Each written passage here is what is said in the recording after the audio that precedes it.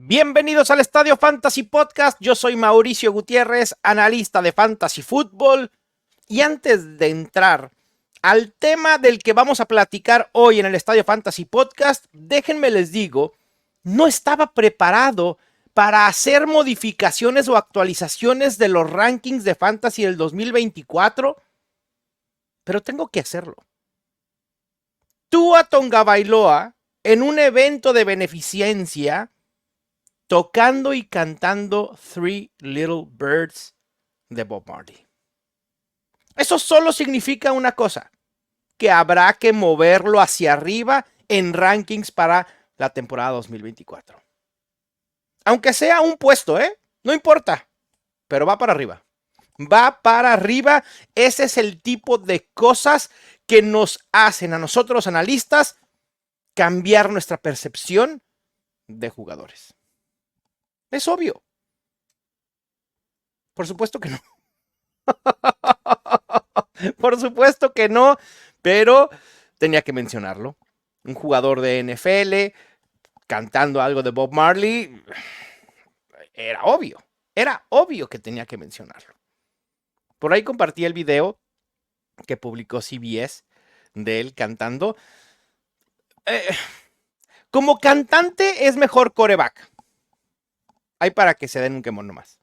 Como cantante es mejor quarterback. ¿Tua sigue siendo un quarterback top 15 en fantasy para el próximo año? Sí, sin duda. Con altibajos. Vimos una dualidad en Tua. Y esa dualidad se presentó en su producción a pesar de contar con Tyreek Hill, con Jalen Waddle, con Devon Achane y Raheem Mostert. ¿Cuál es el Tua que vamos a ver esta temporada? Va a ser difícil determinarlo. Por eso, no es top 12, es un top 15. Y después, entre las cosas que me pasaron el fin de semana, estaba menseando en YouTube, no sabía qué ver, después de haber visto ya blogs de comida, de cháchara, tanto con Matt Hunter como Lalo Elizarrarás. Ya decía, ya no quiero ver eso, o sea, sí me gusta, pero ya no quiero llegar a eso otra vez. Y YouTube me propuso la serie completa de los Teenage Mutant Ninja Turtles. O sea, hasta la playera traigo hoy de los Teenage Mutant Ninja Turtles. Me eché ya la primera temporada que consta de 4 episodios y wow, estoy desbloqueando recuerdos de la infancia espectaculares. Yo en mi mente, la evolución de las tortugas ninja fue muy lenta, o al menos esa era la percepción que yo tenía. Yo no esperaba que ya en la primera temporada, Krang consiguiera su cuerpo y lo viéramos ya usando sus poderes. Las tortugas ninja con miles ya de artefactos. Shredder desarrollando tecnología al por mayor. Y ese es un tema. Shredder, bueno, y también las tortugas. Los dos se emocionan muchísimo de los nuevos artefactos que pueden conseguir. Shredder con sus como mini dinosaurios de robot que con lo que esperaba exterminar a Splinter. Y las tortugas también, Primero, cómo Donatello modifica la troca de Baxter para hacerla de las tortugas ninja. Y luego, en el episodio siguiente, después, el dirigible. O sea, todo fue muy rápido, la evolución fue muy rápida. Y obviamente se emocionaban. Y así nos pasa a nosotros. Cada que viene una nueva camada de novatos, nos emocionamos con ellos. Es imposible no hacerlo. Y justo de eso hoy vamos a hablar. De si deberíamos hypearnos o no, tomando en consideración un dato importantísimo para valorar el potencial de los novatos, que es el capital del draft invertido. Porque ahorita, no solo en las ligas Dynasty de novatos, sino también ya en los rankings de redraft, todo es risa y diversión con prospectos como Troy Franklin, Jalen Wright, Bucky Irving, Ray Davis y su rol en los Bills, Audric Estime como una amenaza para Javonte Williams, Tyrone Tracy en los Giants, Kimani Vidal en los Chargers, Malik Washington y cómo se adecua por su velocidad a la ofensiva de los Dolphins. Y sí, todo es risa y diversión hasta que te das cuenta del bajo capital del draft invertido y que todos estos que acabo de mencionar fueron elegidos después de la ronda 3 del draft. ¿Y por qué es importante esto? Va el primer spoiler alert. Sí, voy a hacer aguafiestas en estos momentos, pero la realidad es que el 70% de los jugadores fantasy más productivos, es decir, quarterbacks y tight ends top 12 y wide receivers y running backs top 24 han sido elegidos en las primeras 3 rondas del draft de la NFL. Ese es el primer gran spoiler alert de este análisis. 70% de los jugadores que realmente se vuelven relevantes en términos de fantasy fueron elegidos en las primeras 3 rondas del draft. ¿Y qué vamos a hacer con los que fueron elegidos en las rondas 4, 5, 6 y 7? Preocuparnos. Exacto. Limitar expectativas. Para este análisis del capital del draft invertido, he tomado como base un análisis de Ian Hartitz. Y aquí, como lo vamos a desmenuzar, me parece que vale la pena hacerlo. Ya hablé de la generalidad, de ese 70%. Pero cómo ese 70% se traslada a cada una de las posiciones. Quarterback, running backs, wide receivers y tight ends. Vamos primero con los quarterbacks. Y los datos son reveladores. El 65% de los quarterbacks top 12 en puntos fantasy por juego en los últimos 10 años, todo este análisis se hace basado en lo que ha pasado en las últimas 10 temporadas de la NFL. Así que el 65% de los quarterbacks top 12 en puntos fantasy por juego fueron elegidos en la ronda 1 del draft de la NFL. Es un porcentaje abrumador. Mayoría absoluta. Solo el 10% de los quarterbacks que lograron ser top 2 en puntos fantasy por juego fueron elegidos en la ronda 2. El 5% en la ronda 3 y el 10% en la ronda 4. O sea, vemos un aumento en quarterbacks elegidos en la ronda 4. Obviamente el efecto Russell Wilson tiene que ver. Pero la conclusión aquí es que el 75% de los quarterbacks top 12 en puntos fantasy por juego en los últimos 10 años fueron elegidos en las 2 primeras rondas del draft. Y entonces aquí cabe la posibilidad de hypearnos y que sean buenas noticias para Caleb Williams, Jaden Daniels, Drake May, Michael Penix, J.J. McCarthy y Bo Nix. No tan rápido, muchachos. No tan rápido. Porque solo 4 quarterbacks han logrado colarse al top 12 de quarterbacks en su primer año. Nada más 4. En los últimos 10 años, solo 4 lo han logrado. Justin Herbert, CJ Stroud y Kyler Murray, que fueron elegidos en la ronda 1. Y el otro, la excepción, Dak Prescott, que fue elegido en la ronda 4. Ese 10% que ustedes vieron de elegidos en la ronda 4 es Russell Wilson y o a lo mejor es Dak Prescott, porque Russell Wilson quizá ya no entra en esos 10 años. Pero bueno, es excepción. Y entonces, a pesar de que la estadística nos dice que algunos de los quarterbacks que fueron elegidos en la ronda 1 eventualmente podrán tener éxito en producción fantasy, también los números nos dicen que hay que limitar expectativas en su primer año.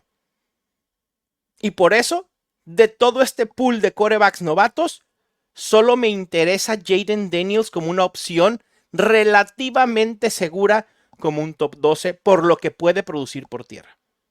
Caleb Williams va a tener semanas top 12 sin duda. No tengo la menor duda de eso. Pero no creo que pueda ser constante. Y los errores que pueda cometer Caleb Williams no los va a compensar por tierra como lo puede hacer Jayden Daniels. Pasando a la posición de running backs. Aquí también el porcentaje es demoledor.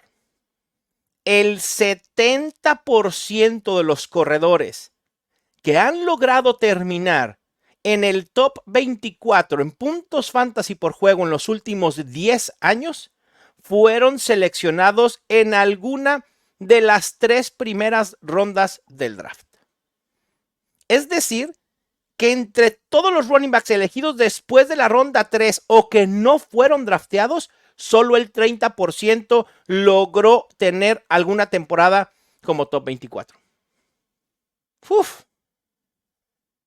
Y a veces nos dejamos llevar. Nos dejamos llevar.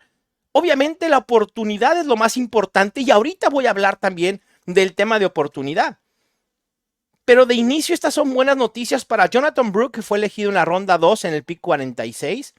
Para Trey Benson, ronda 3, pick 66. Blake Corum, ronda 3, pick 83. Y Marshawn Lloyd, ronda 3, pick 88. Punto. Estas son muy malas noticias para los demás, no solo en proyección a futuro para su carrera, sino en producción de primer año. Porque en esos 10 años que estamos analizando, en esas 10 temporadas, solo 6 corredores novatos elegidos fuera del rango de las primeras 3 rondas han terminado como top 24 en su primer año. Y estamos hablando de Carlos Williams en el 2015, quien fue elegido en la ronda 5. Jordan Howard, que fue elegido en la ronda 5 en el 2016. Philip Lindsay, que no fue drafteado en el 2018. James Robinson, que no fue drafteado en el 2020. Elijah Mitchell, drafteado en la ronda 6 del 2021. Y el más reciente en 2022, Dameon Pierce, que fue elegido en la ronda 4. Vean los nombres. ¿Dónde están esos running backs al día de hoy? ¿Dónde está Dameon Pierce? ¿Dónde está Elijah Mitchell? ¿Dónde está James Robinson? Estamos hablando de running backs que fueron elegidos hace 1, 2 o 3 años en el draft. Y todos o están fuera de la NFL o tienen un rol secundario, a pesar de que pudieron o tuvieron un año productivo en fantasy. No basta. No basta con tener un año de explosión para mantenerse relevante en la NFL. Y el capital del draft dice mucho. De entre los running backs novatos que fueron elegidos entre la ronda 4 y ronda 7, ¿quiénes son los favoritos para poder ser excepción a la regla de la que estamos hablando? Yo tengo 2 muy claros. Kimani Vidal, un corredor de sexta ronda, que tiene la oportunidad de quizás ser una amenaza para J.K. Dobbins y Gus Edwards en un equipo de Chargers que va a correr mucho. Y otro es Ray Davis, un jugador que se puede adecuar a lo que los Bills han estado buscando como complemento de James Cook desde el año pasado. Uno ligado a buena ofensiva, como los Bills, otro ligado a oportunidades. Y hablando de oportunidades, ese es justo el mayor dato o la cuestión más importante para poder ser excepción. Porque obviamente a veces nos dejamos llevar por el talento. Ah, sí, ese jugador en colegial fue impresionante y las yardas después de acarreo y la elusividad. Sí, pero si fue elegido en la ronda 5 o en la ronda 6, por más métricas avanzadas que pueda tener, a veces eso no se traslada en oportunidades y por eso las oportunidades es lo más importante. Y si no me creen, de 2014 a 2023, 19 running backs novatos han conseguido generar al menos 200 puntos fantasy en su primer año. El 68.4%, es decir, 13 de esos 19 corredores, tuvieron al menos 200 acarreos. Los 6 que no tuvieron al menos 200 acarreos, ¿cómo creen que hayan generado sus oportunidades o esos 200 puntos fantasy? A través del juego aéreo, por supuesto.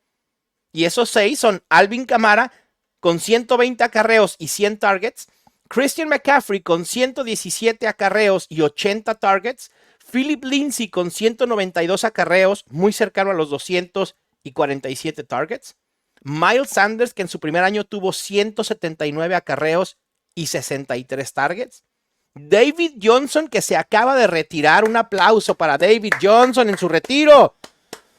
David Johnson, quizá algunos que me estén escuchando no pudieron disfrutar del prime de David Johnson. Muchos que me están escuchando saben que incluso en Estadio Fantasy vendimos playeras de David Johnson no matter what. Uno de mis jugadores favoritos de fantasy de todos los tiempos. Aposté mucho por David Johnson en su momento. Fue espectacular. Bueno, él en su primer año tuvo 125 acarreos y 57 targets. Y el otro, también uno de mis favoritos, Mau Gibson, Antonio Gibson, quien en su primer año en la NFL tuvo 170 acarreos y 44 targets. Y como siempre hay excepciones. Tenemos 6 running backs que a pesar de haber tenido 200 o al menos 200 acarreos en su año de novato, no tuvieron o no generaron al menos 200 puntos fantasy. Y son Josh Jacobs, que con 191.6 puntos fantasy en su primer año en la NFL terminó como running back 21, nada despreciable. David Montgomery terminó como running back 24, pero con solo 170 puntos fantasy. Dameon Pierce, 220 acarreos, 166 puntos fantasy, running back 27. Andre Williams, que terminó como running back 27. Tyler Allgeier, ¿se acuerdan ese año que tuvo medio de explosión previo a la llegada de Villan Robinson? Terminó como el running back 29. Sonny Michel fue el running back 35. Sonny Michel además con capital del draft. De primera ronda. Elijah Mitchell terminó como running back 24 y Brian Robinson terminó como running back 43 a pesar de haber tenido 205 acarreos. De entre todos los novatos, con las proyecciones que hay, ¿quiénes son quienes proyectan mayor volumen? Y la verdad es que el panorama no es tan alentador como quisiéramos. Contrario a lo que podemos pensar o que pensábamos en años anteriores de la posición de running back, que decíamos los novatos, los corredores novatos son los que mayor proyección de producción fantasy tienen de entre todas las posiciones de skill players. Es decir, quarterbacks, running backs, wide receivers y tight ends. Este año probablemente no vaya a ser así. Por primera vez en muchos años, quizá los running backs novatos nos van a quedar a deber. Porque si el volumen es lo más importante, además del capital del draft, Jonathan Brooks probablemente es quien proyecte para estar cercano a esos 200 acarreos. Se le están proyectando 195 acarreos y 45 targets. Trey Benson es quien le sigue con 115 acarreos y 30 targets.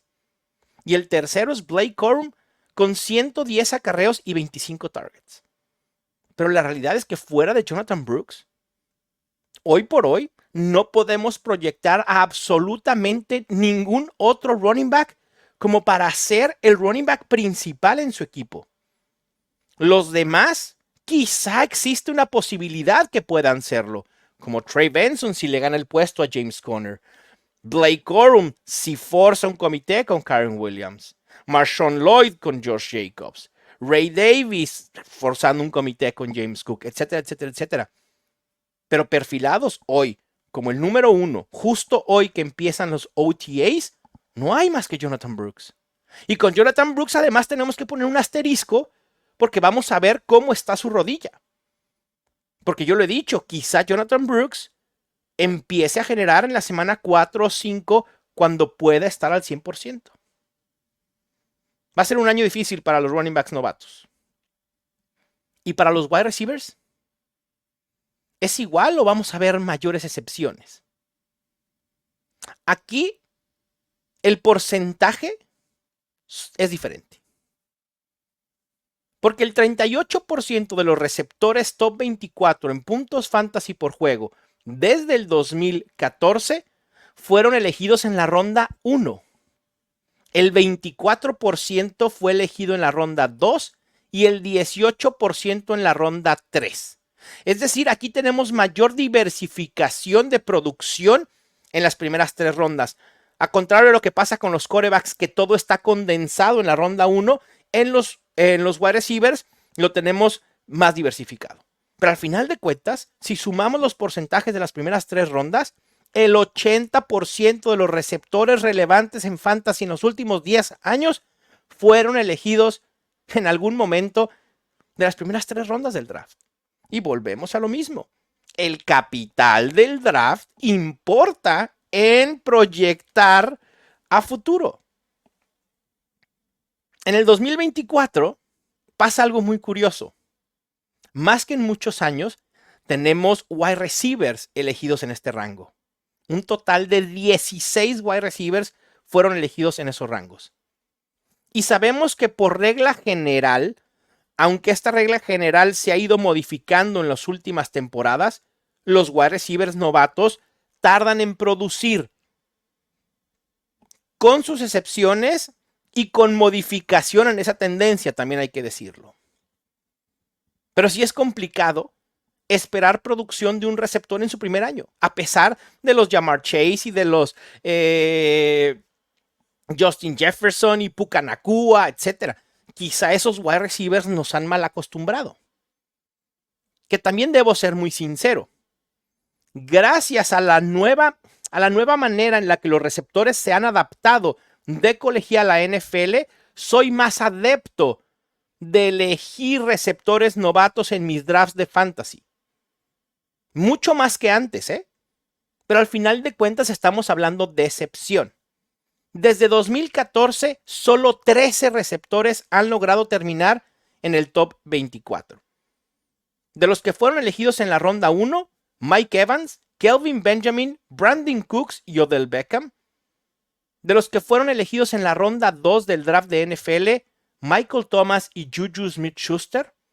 Y en la ronda 3, Tank Dell.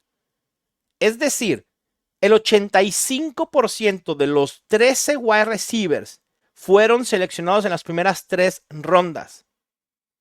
Las 2 excepciones, solo 2 excepciones en los últimos 10 años. Tyreek Hill en la ronda 5 y Puka Nacua también en la ronda 5. ¿Qué wide receivers pueden ser la excepción? Realmente hay muy pocas opciones.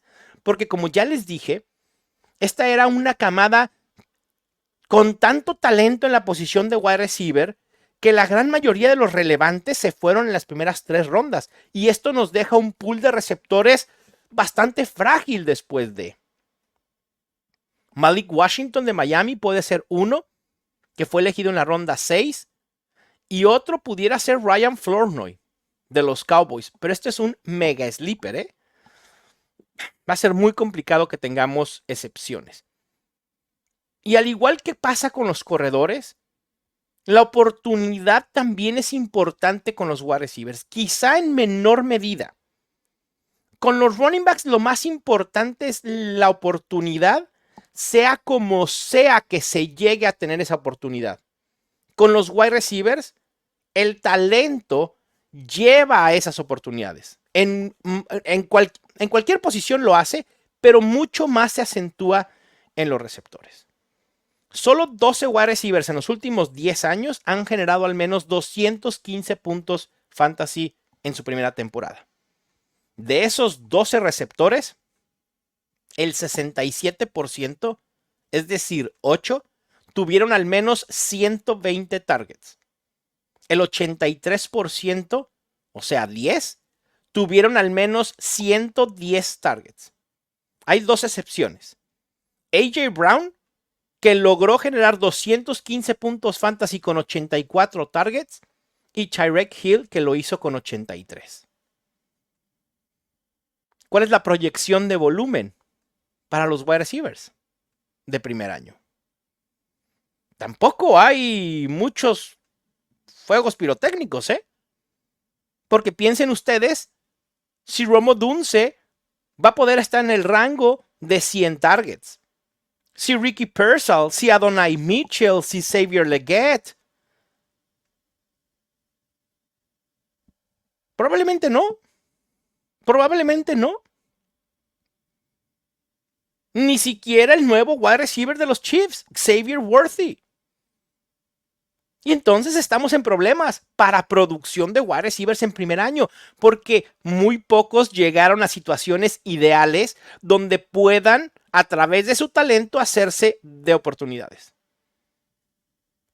Los wide receivers novatos proyectados con al menos 110 targets son Marvin Harrison con 129 y Malik Nabers con 127. A estos dos los podemos palomear como wide receivers top 24 esta temporada. Y Marvin Harrison incluso como un wide receiver top 12. No se preocupen por Malik Nabers. Malik Nabers va a tener volumen y el talento es espectacular para que pueda producir. No importa que Daniel Jones sea su quarterback. Pero limiten expectativas. Porque con un volumen similar al de Marvin Harrison, Malik Nabers puede terminar siendo un wide receiver 2 bajo, un wide receiver 3 alto. Pero de que va a ser relevante en fantasy en su primer año, no hay duda. Y los que siguen en proyección de oportunidad con al menos 100 targets son Ladd McConkey de los Chargers, que figura para ser el número 1 en la ofensiva de Justin Herbert. Y el otro, no es Xavier Worthy, no es Adonai Mitchell, no es Xavier Legette, no es Keon Coleman, es Brian Thomas Jr. de los Jaguars. ¿Va a ser el número 1 de Trevor Lawrence? Difícilmente lo vaya a hacer. Creo que ese puesto, al menos para 2024, le corresponde a Christian Kirk. Pero la salida de Calvin Ridley y de Zay Jones abren la puerta para que Brian Thomas pueda tener al menos 100 targets. Esos son los wide receivers que van a ser realmente relevantes en fantasy este año. ¿Podrá haber excepciones? Claro, pero los números indican que será muy difícil que se dé. Y con los tight ends, ni se diga. El 73% de los tight ends top 12 en puntos fantasy por juego desde 2014 han sido seleccionados en algún momento de las primeras 3 rondas del draft de la NFL. Sin embargo, solo 3 tight ends novatos han podido terminar como top 12 en su primer año en los últimos 10 años. Y las excepciones son Evan Engram, que fue elegido en la ronda 1, nuestro queridísimo Kyle Pitts, que fue elegido también en primera ronda, y el tercero, ustedes lo saben perfectamente, el nuevo tight end número 1 en Fantasy Football, Don Sam Laporta, quien fue elegido en la ronda 2 por los Detroit Lions. ¿Quién de los tight ends novatos tiene capital del draft suficiente para ser relevantes? Brock Bowers, con capital de draft de ronda 1. Ben Sinnott, ese nombre hay que aprendérselo, elegido en la ronda 2. Y Tip Raymond, que fue elegido por los Cardinals en la ronda 3. Con Tip Raymond tengo muchísimas dudas. Me parece que es un pick, no quiero decir desperdiciado por Cardinals, pero que no hace mucho sentido. Está Trey McBride. Así que a él sí realmente lo descartaría para que sea relevante en Fantasy Football esta temporada. Así que solo nos quedan 2, Brock Bowers y Ben Sinnott. Así que si van a draftear tight ends novatos, que sea alguno de estos 2. Punto. Los demás descártenlos. Ja'Tavion Sanders incluido. Ja'Tavion Sanders puede ser un pick interesante en Dynasty. En redraft, para nada. Así que nos quede de lección La importancia del capital del draft. Cómo por más que nos entusiasmemos con los novatos, que nos entusiasmen los novatos, que queramos tener varios en nuestros equipos de redraft, hay que limitar expectativas. No quiero ser aguafiestas y quizá lo estoy siendo, pero ni modo. Alguien tiene que dar las malas noticias. Y regularmente, en un porcentaje bajísimo, los jugadores elegidos fuera de las primeras 3 rondas del draft de la NFL normalmente no llegan a tener relevancia de fantasy fútbol. Hay excepciones. Tyreek Hill, Puka Nacua. Pero volvemos a lo mismo. Son excepciones. Y por eso cada año andamos como locos buscando a quién va a ser el próximo Puka Nacua. Y a quién va a ser el próximo Sam Laporta. ¿Y a quién va a ser el próximo Dameon Pierce o Alvin Kamara? Porque esas joyas medio escondidas pueden ser la diferencia en un draft de fantasy. Sin duda alguna. Pero no hay que olvidar que son solo excepciones. La importancia está en los elegidos, en los elegidos. Esos son los elegidos. O sea, los que son elegidos en las primeras 3 rondas son los elegidos, así con mayúsculas. Ahí está la importancia en producción fantasy a futuro. Les mando un gran abrazo. Yo soy Mauricio Gutiérrez y esto fue El Estadio Fantasy Podcast.